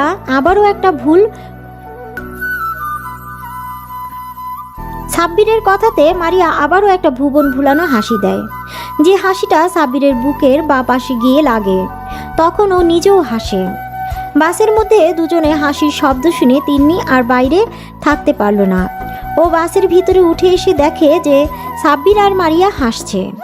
মারিয়া হাসতে হাসতে একেবারে সাব্বিরের গায়ের উপর ঢলে পড়ছিল। এমন কিছু দেখে তিন্নি রেগে হনহন করে সাব্বিরদের সামনে এসে বলে, কি হচ্ছে কি ভাইয়া? সবাই বাইরে তোমার জন্য অপেক্ষা করছে আর তোমরা এখানে কি করছো? তুমি এক্ষুনি আমার সাথে চলো। তিন্নি কাউকে কিছু বলার সুযোগ না দিয়ে সাব্বিরের একটা হাত ধরে টানতে টানতে নিয়ে যেতে লাগলো। তিন্নির এমন বিহেভিয়ারে মারিয়া তখনকার কথাগুলো মনে পড়ে আর সাথে সাথে ওর মন খারাপ হয়ে যায়। তিন্নি সাব্বিরকে নিয়ে চলে যায় আর মারিয়াও ওদের পেছন পেছন বাস থেকে নেমে পড়ে। মারিয়া ওর বান্ধবীদের সাথে আড্ডা দিতে লাগলো। সবার সাথে আড্ডা দিয়ে মারিয়ার মনটা ভালো হয়ে যায়। তারপর ওরা সবাই মিলে যে হোটেল বুক করেছিল সেখানে চলে যায়। হোটেলের প্রত্যেকটা রুমে 5 জন করে থাকতে পারবে। মারিয়া ওর বান্ধবীরা একটা রুমে চলে যায়। সাব্বির ভাইয়া, আমি ওই মেয়েগুলোর সাথে এক রুমে থাকবো না। তুমি কিছু একটা করো। আমি কিভাবে তোমাকে ছাড়া থাকবো? আমার রাতে একা ঘুম আসবে না। আমি নতুন জায়গায় ঘুমাতে পারি না। নতুন জায়গায় একা একা থাকলে আমার অনেক ভয় লাগে। তিন্নির কথা শুনে সাব্বির রেগে গেল আর বলল, তিন্নি, তুই কি বলছিস এসব? তোর কি মাথা ঠিক আছে? তুই কি পাগল টাগল হয়ে গেলি নাকি? তুই কি ছোট বাচ্চা নাকি যে তুই আমার রুমে থাকবি? তোকে আমি আগে আসতে বারণ করেছিলাম, আর এখন এখানে এসে এরকম নাটক করছিস? এসব নাটক বন্ধ কর। তোকে কি একা একটা রুম দেওয়া হয়েছে যে তুই একা থাকতে ভয় পাবি? তোর সাথে ওই রুমে আরও 4টে মেয়ে থাকবে, আর আমার এই রুমে আরও 4টে ছেলে থাকবে। এখন ঢং না করে সোজা নিজের রুমে যা। অনেক রাত হয়ে গেছে, রুমে গিয়ে ঘুমিয়ে পড়। কালকে সকালে আবার বেরোতে হবে, তারপর রাতে আবার এখান থেকে বাসায় ফিরতে হবে। ভাইয়া ভাইয়া, তুমি আমাকে এমন করে বলতে পারলে? আমি ওদের সাথে থাকবো। ওরা কি আমার পরিচিত নাকি? পিচ্ছি পড়ি, এই পাগলি, তুই কান্না করছিস কেন? দেখ, আমি তো শুধু তোকে কথাগুলো বোঝানোর জন্যই এমন করে বললাম, না হলে তুই তো আমার কথা বুঝতেই চাইছিলি না। এখন কান্না বন্ধ করে রুমে যা, ফ্রেশ হয়ে ঘুমিয়ে পড়। আচ্ছা ঠিক আছে, যাচ্ছি। কালকে কিন্তু তুমি আমার সাথে ঘুরবে, আর কারোর সাথে না। কথা দাও, তবেই আমি যাব। আচ্ছা ঠিক আছে। সত্যি? Thank you thank you thank you thank you ভাইয়া, I love you. Tinni room থেকে চলে যায়। পরের দিন সকালবেলায় সবাই রেডি হয়ে নাস্তা করে হোটেলের বাইরে অপেক্ষা করছে সবার জন্য। সবাই নিচে আসলে প্রিন্সিপাল স্যার মানে মারিয়ার আব্বু বলে, সবার উদ্দেশ্যে বলছি, কেউ একা কোথাও যাবে না, সবাই সবার সাথে থাকবে। প্রিন্সিপালের কথাতে সবাই সম্মতি জানায়। তারপর সবাই ঘুরতে বেরিয়ে পড়ে। অন্যদিকে মারিয়া শুধু দূর থেকে সাব্বিরকে আর তিন্নিকে ফলো করছে। সাব্বিরের পাশে তিন্নিকে মারিয়া কিছুতেই মেনে নিতে পারছে না। মারিয়ার ভেতরটা কষ্টে ফেটে যাচ্ছে, কিন্তু কারোর সামনে প্রকাশ করছে না। মারিয়া অন্যমনস্ক হয়ে বান্ধবীদের সাথে ঘুরছে আর সাব্বিরকে ফলো করছে। সাব্বির যখনই মারিয়ার দিকে তাকাচ্ছে তখনই মারিয়া জোর করে হাসার চেষ্টা করছে। একটা সময় ওরা সবাই মিলে একটা লেকের পাড়ে আসে। লেকের পাড়ে আসতেই মারিয়ার বান্ধবীগুলো ওকে বলল, দেখ মারিয়া, তুই কিন্তু একদম লেকের ধারে যাবি না। তুই যে সাঁতার জানিস না সেটা কি তোর মনে আছে? একবার যদি পা পিছলে পড়ে যাস তাহলে এখান থেকে না আর বেঁচে ফিরতে পারবি না। মনে আছে রে দোস্ত, সবই মনে আছে, আমি কিছুই ভুলিনি। মারিয়াদের এই সমস্ত কথা তিন্নি আড়াল থেকে শুনে নেয় আর একটা ডেবিল হাসি দেয়। সাব্বির ফোন দিয়ে সুন্দর কিছু মুহূর্ত ক্যামেরা বন্দি করছিল। ও খেয়ালই করেনি মারিয়া কোথায় আছে। একটা সময় ওর বান্ধবীরা সবাই প্রকৃতির অনুরূপ সৌন্দর্য দেখছে আর মারিয়া একা হয়ে পড়ে। আর সেই সুযোগে পিছন থেকে তিন্নি গিয়ে ওকে ধাক্কা দিয়ে লেকের পানিতে ফেলে দেয়। মারিয়া লেকের পানিতে পড়ে সাথে সাথে চিৎকার দিয়ে ওঠে আর বারবার সবাইকে ডাকতে থাকে। তারপর বেশ কিছুক্ষণ মারিয়া চিৎকার করতেই সবাই ছুটে লেকের কাছে এসে দেখে মারিয়া পানিতে হাবুডুবু খাচ্ছে। প্রিন্সিপাল স্যার মারিয়া বলে চিৎকার দেয়। তারপর পানিতে নামতে লাগলে সাব্বির এসে আটকে দেয়। তারপর নিজেই লেকের পানিতে ঝাঁপ দেয়। সাব্বির সাঁতরে মারিয়ার কাছে চলে যায়। তারপর নিজের সাথে জড়িয়ে নেয় মারিয়াকে, পানি থেকে তুলে আনে। মারিয়া অনেক পানি খেয়ে ফেলেছে, যার দরুন জ্ঞান হারিয়ে ফেলেছে। সাব্বির মারিয়াকে পাড়ে শুইয়ে দেয়। তারপর সাব্বিরের 2 হাত দিয়ে মারিয়ার পেটে চাপ দিয়ে পানি বের করতে থাকে। মারিয়া পেট থেকে পানি বের হওয়ার পরেও যখন ওর জ্ঞান ফিরছিল না, তখন সাব্বির ওর হাত ধরে ডাকতে থাকে। মারিয়া পাখি, এই মারিয়া পাখি, প্লিজ চোখ খুলে একটু কথা বলো পাগলি আমার সাথে। না না, এই কিছুতেই হতে পারে না। আমার এত সাজানো প্ল্যানটা কিভাবে নষ্ট হলো? এইভাবে চললে একদমই হবে না। তাহলে সাব্বির আমার হাতছাড়া হয়ে যাবে, আর ওকে আমি কিছুতেই অন্য কারো হতে দিব না। সাব্বির শুধুই আমার। সাব্বিরকে আমি ছাড়া আর কেউ পাবে না। সাব্বিরের দিকে যদি অন্য কেউ তাকায়, তার চোখ আমি তুলে নিব। মারিয়া, তোর এত বড় সাহস! তুই আমার সাব্বিরকে নিজের করে পেতে চাইছিস? তোর বোনের মৃত্যুটা আমার হাতে হতো, কিন্তু ভাগ্যের খেলা, সে নিজের মৃত্যু নিজেই লিখে নিয়েছে। এখন তোর পালা। তিন্নি, তুই ভাব, তোকে বড় কিছু করতে হবে। মারিয়া, তুমি রেডি থাকো। এবার তোর সাথে যেটা হতে চলেছে সেটা তুই কল্পনাও করতে পারবি না। তিন্নিমা, আমার কি হয়েছে? এভাবে কান্না করছিস কেন? দরজাটা খোল, কি হয়েছে সেটা না বলে কিভাবে হবে? এভাবে খাওয়া দাওয়া বন্ধ করে রুমের দরজা লক করে কান্না করলে হবে? একটু দরজা খোল, বল মা কি হয়েছে? আম্মুর কথা শুনে তিন্নি রুমের ভেতর থেকে জোরে চিৎকার দিয়ে বলে, আন্টি, তুমি এখান থেকে চলে যাও। আমি কিচ্ছু খাবো না, আর রুমের দরজাও খুলবো না। এরকম করলে কেমন করে হবে? এমন জেদ ধরে থাকলে হবে? বল মা, দরজাটা একটু খোল। কি চাই বল? তোর যা চাই আমি তোকে দিব, শুধু একটা বার বল তোর কি চাই। দেখ, আমি তোকে সেটাই দিব। তাও দরজা খোল মা, তুই সারাদিন কিছু খাসনি। এভাবে না খেয়ে কান্নাকাটি করলে তো অসুস্থ হয়ে পড়বি। আন্টি, আমি যা বলবো তাই শুনবে তুমি? আমি যা চাইবো সেটাই দিবে, বলো। বললাম দিব, তুই একবার দরজাটা খোল মা, তুই যা বলবি সেটাই হবে। এইভাবে বললে হবে না। তুমি কথা দাও আমি যা চাইবো তাই দিবে, তাহলে আমি দরজা খুলবো, না হলে আমি দরজা খুলবো না। আচ্ছা ঠিক আছে, আমি কথা দিলাম, তুই যা বলবি সেটাই হবে। এখন দরজাটা খোল। আম্মুর কথাতে তিন্নি ছুটে এসে দরজা খুলে দেয়। তারপর আম্মুর হাতটা ধরে এনে বেডে বসিয়ে দেয়। তিন্নির আম্মুর পায়ের কাছে বসে পড়ে।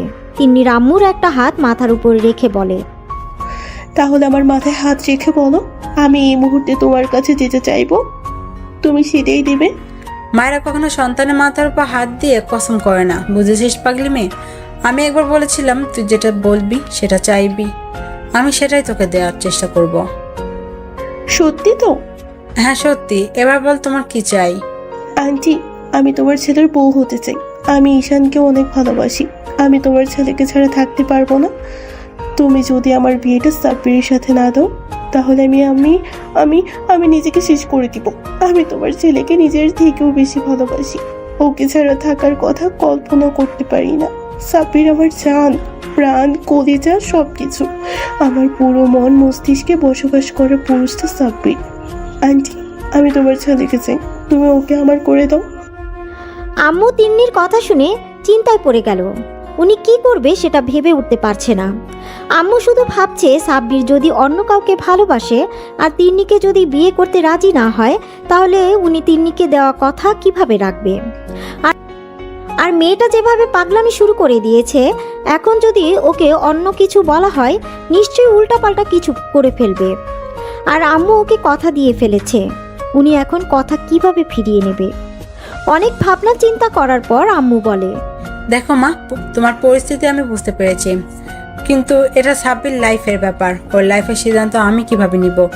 ও যদি অন্য কাউকে ভালোবেসে থাকে তখন কি হবে? তাছাড়া সাব্বিরকে না জিজ্ঞাসা করে আমি তোমাকে এত বড় একটা সিদ্ধান্ত নেই বলো? না না, আমি কিচ্ছু জানি না। তুমি আমাকে কথা দিয়েছো, আমি যা চাইবো তুমি তাই দেবে। আমার এখন তোমার ছেলেকে চাই, মানে চাই। আর বিয়েটা আমি কালকেই করতে চাই। আর যদি না হয়, আমি নিজেকে শেষ করে দিব। তিন্নির এরকম কথা শুনে আম্মু নিজের মন মস্তিষ্কের সাথে লড়াই করতে না পেরে তিন্নিকে কথা দিয়ে দেয় সাব্বিরের সাথেই ওর বিয়েটা দিবে, আর সেটা কালকেই। তিন্নি প্রচণ্ড পরিমাণে খুশি হয়, কারণ সবটা ওর প্ল্যান অনুযায়ী হয়েছে। তারপর সন্ধ্যাবেলায় যখন সাব্বির বাসায় ফিরে, তখন আম্মু ড্রয়িং রুমে বসেছিল। সাব্বির রুমে যেতে গেলে আম্মু ওকে ডাক, সাব্বির শোন, তোর সাথে কথা আছে। জি আম্মু, বলো কি বলবে? তুই তুই কি কাউকে ভালোবাসিস? মানে তোর কি কোনো পছন্দের মানুষ আছে? হঠাৎ এই প্রশ্ন কেন আম্মু? প্রশ্ন বদল প্রশ্ন চাইনি, আমি উত্তর চেয়েছি, উত্তরটা দাও। না আম্মু, আমি কাউকে ভালোবাসি না, আমার কোনো মনের মানুষ নেই। জন্মের পর থেকে আমি তোর কাছে কখনো কিছু চাইনি। আজকে যদি তোর কাছে কিছু চাই বা তোর জীবনের সবচেয়ে বড় সিদ্ধান্তটা যদি আমি নেই, তাহলে তুই কি সেটা মেনে নিবি? আম্মু, তুমি আমাকে পৃথিবীর আলো দেখিয়েছো, তোমার অধিকার আছে আমার সমস্ত বিষয়ে সিদ্ধান্ত নেওয়া। তুমি আর আব্বু ছাড়া আমার কে আছে বলো? তোমরা তো আমার পুরো পৃথিবী। তোমাদের জন্য কিছু করতে পারলে আমি নিজেকে ধন্য মনে করব। আম্মু, শুধু একবার বলো আমাকে কি করতে হবে বা তুমি কি চাও। তুমি যা বলবে আমি তাই শুনবো। আমি কথা দিলাম, তুমি যা বলবে আমি তাই শুনবো। এভাবে না, তুই আমার মাথায় হাত দিয়ে বল, আমি যা চাইবো তাই দিবি। কিরে, তুই চুপ করে আসিস কেন? বল, আমি যা চাইবো তাই দিবি। আমি চাই তোর সাথে তিন্নির বিয়ে দিতে। আমি আগামীকালকেই তোদের বিয়ে ব্যবস্থা করেছি। সাব্বিরের আম্মুর মুখে এরকম কথা শুনে যেন আকাশ থেকে পড়ল। ও নিজের কানকে বিশ্বাস করতে পারছে না। আম্মু নাকি তিন্নির সাথে ওর বিয়ে ঠিক করেছে। আম্মুর কথাটা শুনে সাব্বিরের বুকটা ধক করে ওঠে, কারণ সাব্বিরের এই কয়দিনে খুব ভালোভাবেই বুঝতে পেরেছে ও মারিয়াকে প্রচণ্ড পরিমাণে ভালোবাসে, আর ওকে ছেড়ে থাকার কথা কল্পনাও করতে পারে না সাব্বির। দমটা বন্ধ হয়ে আসে, আর সেখানে অন্য কাউকে বিয়ে করার কথা ভাবলেও সাব্বিরের কষ্টে বুকটা ফেটে যাচ্ছে। সাব্বির এখন কি করবে? আম্মু ওর মাথায় হাত দিয়ে ওয়াদা করিয়েছে, আম্মু যা বলবে তাই শুনবে। সাব্বির কি বলবে কি করবে কিছুই বুঝতে পারছে না। তারপর ও নিজেকে স্বাভাবিক করে নিয়ে বলে, আম্মু, তুমি কি বলছো? তুমি জানো তিন্নিকে আমি বোনের নজরে দেখি, কখনো ওকে নিয়ে অন্য কিছু ভাবিনি। আমি ওকে সব সময় ছোট বোনের নজরে দেখি, আর আমার মাঝে তেমন কোনো সম্পর্ক নেই। তাহলে কেন তুমি ওর সাথে আমাকে বিয়ে দিতে চাইছো? আমি কোনো প্রশ্নের উত্তর দিতে চাইছি না, আমি শুধু আমার প্রশ্নের উত্তর চাইছি। তুই আমার কথাটা রাখবি নাকি আমার মরামুখ দেখবি? যে মানুষটা জন্ম দিয়েছে, ছোটবেলা থেকে ওকে লালন পালন করে মানুষ করেছে, সেই মানুষটা ওকে এতগুলো বছর আগলে রেখেছে, যে মানুষগুলো ওকে এত ভালোবাসা দিয়ে আজকে এই মানুষের মুখে মরার কথা শুনে সাব্বিরের বুকের ভেতরটা ঢক করে ওঠে। সাব্বির ওর আম্মুর মুখের দিকে তাকিয়ে আর কিছু না ভেবেই বলল, আম্মু, আমি বিয়েতে রাজি। আম্মু, তুমি বিয়ের ব্যবস্থা করো। কথাগুলো বলে সাব্বিরের আম্মুকে আর কোনো কিছু বলার সুযোগ না দিয়ে সোজা নিজের রুমে চলে গেল। তো পরের দিন বৃষ্টি আর ছায়া ছুটে এসে মারিয়ার সামনে দাঁড়ায় আর হাঁপাতে হাঁপাতে বলে, দোস্ত, শুনেছিস? কিরে, তোরা এমন করে হাঁপাচ্ছিস কেন? আর কি শুনবো? তুই জানিস আজকে সাব্বিরের বিয়ে, তারপর একটু পরেই। কি বলছিস এগুলো? আমরা সত্যি বলছি, একটু পর ওর কাজিনের সাথে সাব্বিরের বিয়ে। না না, এ হতে পারে না। কি কি বলছিস কি এইসব? তোদের মাথা ঠিক আছে? মারিয়া, আমাদের মাথা ঠিক আছে, আমরা কোনো নেশা করিনি। আরে আমার আম্মু সাব্বিরের আম্মুর বান্ধবী। আম্মু আজকে সকালে ওদের বাসায় গিয়েছে। আম্মু বলল হঠাৎ করে নাকি কালকে ওর আম্মু বিয়েটা ঠিক করেছে, আর সাব্বিরও নাকি বিয়েতে রাজি হয়ে গেছে। সাব্বিরের বিয়ের কথা শুনে মারিয়ার চোখ দিয়ে টপ টপ করে পানি পড়ছে। ওর বুকের মধ্যে অসহ্য রকমের যন্ত্রণা শুরু হয়ে গেছে। মারিয়ার কোনো কিছু না ভেবেই সাব্বিরের বাসার দিকে ছুটতে থাকে। তারপর কিছুটা এসে একটা সিএনজি করে সাব্বিরদের বাসার সামনে চলে আসে। মারিয়া সিএনজি থেকে নেমে ভাড়া মিটিয়ে দিয়ে ছুটে বাসার গেটে দরজার সামনে গিয়ে এক নাগাড়ে কলিং বেল দিতে থাকে। একটা সময় আম্মু এসে দরজা খুলে দিতেই দেখে মারিয়া দাঁড়িয়ে আছে। মারিয়াকে দেখে আম্মু বলে, আরে মামনি, তুমি ভেতরে আসো। তুমি অনেক ভালো একটা দিনে আসছো। আজকে আমার ছেলের বিয়ে। আন্টি, সাব্বিরের রুম কোনটা? উপরে গিয়ে ডান দিকে রুমটা। আম্মুর কথাটা শেষ হতেই মারিয়া দৌড়ে উপরে চলে যায়, আর সাব্বিরের আম্মু মারিয়ার যাওয়ার দিকে তাকিয়ে বোঝার চেষ্টা করে কি হয়েছে। অন্যদিকে সাব্বির নিজের রুমের ব্যালকনিতে দাঁড়িয়ে চোখের জল ফেলছিল। এই মুহূর্তে রুমে কারো উপস্থিতি টের পেতে চোখের পানি মুছে নেয়।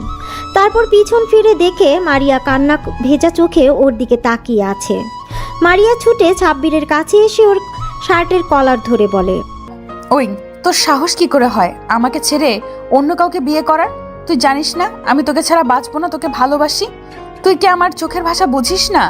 সাব্বির, আমি তোকে ছাড়া বাঁচতে পারবো না। তুই এই বিয়েটা কখনো করবি না। তুই শুধুই আমার, তুই অন্য কারো না। সাব্বির এতক্ষণ নিজের মনকে এটা বলে সান্ত্বনা দিচ্ছিল যে মারিয়া ওর সিনিয়র আপু, আর মারিয়া হচ্ছে অনেক ধনী পরিবারের মেয়ে। ও কখনো সাব্বিরকে ভালোবাসতে পারে না। সাব্বির মারিয়াকে পাগলের মতো ভালোবাসে, তারপর ও ভালোবাসে সেটা না বলায় রয়ে গেছে। অন্যদিকে মারিয়া সাব্বিরকে এতটা বেশি ভালোবাসে সেটা বলার আগেই সাব্বির ওর লাইফ থেকে হারিয়ে যাচ্ছে। সাব্বির চুপ করে আছে দেখে সাব্বির ওর শার্টের কলার ঝাঁকিয়ে আবারও বলল, এই তুই কথা বলছিস না কেন? আমি কি বলছি তুই শুনতে পাসনি? ভালোবাসি তোকে, আমি তোকে ছাড়া বাঁচবো না। তুই ওই তিন্নিকে বিয়ে করবি না। তুই যদি ওকে বিয়ে করিস আমি নিজেকে শেষ করে দিব। তুই শুধু আমার, না হলে অন্য কারো না। সাব্বির মারিয়ার কথার প্রতি উত্তরে কিছু বলতে যাবে তখনই দরজার দিকে তাকিয়ে দেখে ওর আব্বু আম্মু দাঁড়িয়ে আছে। আর শুধু আব্বু আম্মু নয়, বিয়েতে যে কয়জন লোক এসেছিল সবাই দাঁড়িয়ে আছে, আর সবার পিছনে তিন্নি দাঁড়িয়ে আছে। সাব্বিরকে পেছনে তাকাতে দেখে মারিয়া ওকে ছেড়ে দিয়ে নিজেও পেছনে তাকিয়ে দেখে বাসার সবাই দাঁড়িয়ে আছে। মারিয়া এবার আম্মুকে দেখে দৌড়ে আম্মুর কাছে গিয়ে হুট করে আম্মুর পায়ের কাছে বসে পড়ে, তারপর পা দুটো জড়িয়ে ধরে কান্না করে দিয়ে বলে, আন্টি আমি সাব্বিরকে অনেক ভালোবাসি। প্লিজ আন্টি, তুমি ওর বিয়েটা অন্য কোথাও দিও না। তুমি তো আমাকে কথা দিয়েছিলে আমার কখনো কোনো কিছু প্রয়োজন হলে যেন তোমাকে বলি। আজকে আমি তোমার ছেলেকে চাইছি। আমি সাব্বিরকে অনেক ভালোবাসি আন্টি, আমি ওকে ছাড়া বাঁচবো না। তুমি বিয়েটা ভেঙে দাও প্লিজ আন্টি। ওর বিয়ে অন্য কোথাও হয়ে গেলে আমি নিজেকে শেষ করে দিব। আমি ওকে ছাড়া থাকার কথা চিন্তাও করতে পারি না, কল্পনাও করতে পারি না। আম্মু এতক্ষণ একটা ঘোরের মধ্যে ছিল, তাই মারিয়া এভাবে পায়ে পড়ে কান্নাকাটি করাতে আম্মু ঘাবড়ে গিয়ে পিছিয়ে যায়। তারপর মারিয়াকে উঠিয়ে নেয়। আম্মু বুঝতে পারছে না এখন কি করবে। এদিকে তিন্নি সাব্বিরকে না পেলে মরে যাবে, আর এদিকে মারিয়া যদি সাব্বিরকে না পায় ও মরে যাবে। আম্মু এমন একটা পরিস্থিতির মধ্যে পড়ে গেছে যেখানে উনি যেদিকে যাবে তার উল্টো দিকে সমস্যাটা বাড়বে। মারিয়া আম্মুকে ছেড়ে আব্বুর পায়ে পড়তে গেলে ওনার আব্বু মারিয়াকে আটকে দেয়। মারিয়া আবার সাব্বিরের কাছে যায়, তারপর ওর পায়ের কাছে বসে বলতে থাকে, সাব্বির তুমি শুধু আমার, তুমি অন্য কাউকে ভালোবাসতে পারো না। তুমি শুধু আমাকে ভালোবাসবে। তুমি এই বিয়ে কিছুতেই করতে পারো না। তুমি আমাকে ছাড়া অন্য কাউকে বিয়ে করবে না, বলে দাও। আমি তোমাকে ভালোবাসি, তোমাকে ছাড়া বাঁচবো না। আর তুমিও আমাকে ভালোবাসো, সেটা আমি জানি। দেখো মামনি, তুমি কান্না বন্ধ করো। আমি তোমাকে কথা দিয়েছিলাম, তুমি আমার সাথে কখনো কিছু চাইলে আমি তোমাকে দেওয়ার চেষ্টা করব। তিন্নি এতক্ষণ চুপ ছিল। হঠাৎ আম্মুর মুখে এরকম কথা শুনে ও চিৎকার দিয়ে বলে, এই মেয়ে, তোমার এত বড় সাহস! তুমি আমার সাব্বিরকে আমার থেকে কেড়ে নিতে চাইছো? তোকে তো আমি। কথাটা বলে তিন্নি মারিয়াকে আম্মুর কাছ থেকে ছাড়িয়ে নিয়ে যখনই থাপ্পড় মারতে যাবে তখনই কেউ একজন তিন্নির হাত ধরে ফেলে। তিন্নি হাতের দিকে তাকাতে অবাক হয়ে যায়, কারণ তিন্নির হাত আর কেউ নয়, সাব্বির ধরেছে। সাব্বির তিন্নির হাতটা এক ঝটকা দিয়ে সরিয়ে দেয়। তিন্নি টাল সামলাতে না পেরে 2 কদম পিছিয়ে যায়। আর ঠিক সেই মুহূর্তেই মারিয়ার বান্ধবীগুলো সব ওদের বাসায় আসে। ওদের সাথে একটা ছেলেও আসে। তখন ছায়া বলে, অনেক হয়েছে তিনি, তোমার নাটক তামাশা। এবার আমি তোমার আসল মুখোশ সবার সামনে খুলে দিব। ছায়ার সাথে থাকা ছেলেটিকে, নিশাত, তোমার কাছে যেটা আছে সেটা সবাইকে দেখাও। নিশাত ওর হাতে থাকা মোবাইলটি থেকে একটা ভিডিও অন করে সবার সামনে ধরে, যেখানে স্পষ্ট দেখা যাচ্ছে তিন্নি মারিয়াকে লেকের পানিতে ধাক্কা মেরে ফেলে দিয়েছে। এবার ছায়া বলে, সেদিন লেকের পানিতে মারিয়া পড়ে যায়নি, তিনি ওকে ইচ্ছে করে ফেলে দিয়েছিল যাতে ওর পথের কাঁটা সরে যায়। কারণ ও জানতো মারিয়া সাব্বিরকে পছন্দ করে, তাই তো সব প্ল্যান করে সাজিয়েছি। আসলে এই মেয়ে কখনো সাব্বিরকে ভালোই বাসেনি, এটা ওর একটা জেদ। ওর মতো মেয়ে কখনো কাউকে ভালোবাসতে পারে না। এই ভিডিও দেখে আর ছায়ার এই সমস্ত কথা শুনে সবাই অবাক চাহনিতে তাকিয়ে আছে। ওরা ভাবতেও পারছে না তিন্নি এরকম একটা মেয়ে। আম্মু এমন কিছু দেখে ধক করে বসে পড়েছে। তারপর আব্বুকে আম্মুকে উঠিয়ে নেয়। তখন আম্মু উঠে এসে তিন্নির সামনে দাঁড়িয়ে ওর গালে ঠাস ঠাস করে 2 থাপ্পড় মেরে দিয়ে আর বলে, আমার প্রথম থেকেই তোকে খুব সন্দেহ লাগতো, তাই তো আমি তোর সাথে বিয়ে দিতে চাইনি আমার ছেলে। কিন্তু তুই যে এত বাজে একটা মেয়ে সেটা জানতাম না। এবার আম্মু সাব্বিরের সামনে যায়। তারপর সাব্বিরের গালে ঠাস করে 2 থাপ্পড় মেরে দেয় আর বলে, এই তুই এখনো ওই পাথর মূর্তির মতো দাঁড়িয়ে আছিস? তুই জানিস না তোকে এখন কি করতে হবে? সাব্বির গালে হাত দিয়ে দাঁড়িয়ে আছে। ঠিক সেই মুহূর্তে আবারও বাসার সামনে পুলিশ গাড়ি এসে থামায়। তারপর কতগুলো পুলিশ বাসার ভিতরে ঢুকে তিন্নিকে অ্যারেস্ট করে নেয়। তিন্নি মারিয়াকে নয়, ওর বোন নীলাকে ধর্ষণের পেছনে দায়ী, আর সেটা সবাই পুলিশের থেকে জানতে পারলো। এবার আম্মু অবাক হয়ে বলে, তুই কখন পুলিশকে ফোন করলি? সাইড থেকে সাব্বুরের আব্বু বলে, এতক্ষণ তো তোমাদের নাটক তামাশা দেখছিলাম, আমি কিছুই বলিনি। তুমি আমার ছেলেকে তোমার মাথায় হাত দিয়ে কসম করালে, তাও আমি কিছু বলিনি। কিন্তু এখন তুমি আমার ছেলেকে মারলে কেন?